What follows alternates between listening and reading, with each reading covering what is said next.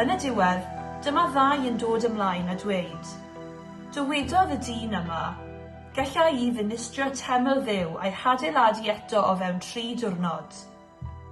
Felly dyma'r arch offeiriad yn codi ar ei draed a dweud wrth Iesu, wel, oes gen ti ateb, beth am y dystiolaeth yma yn derbyn di? Ond ddywedodd Iesu ddim.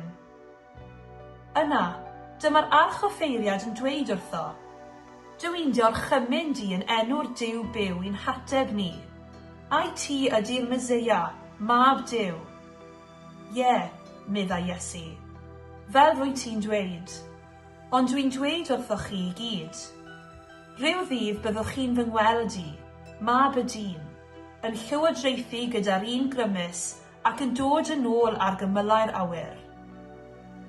Wrth glywed beth ddywedodd Iesu, dyma'r arch offeiriad yn rhwygo I ddillad.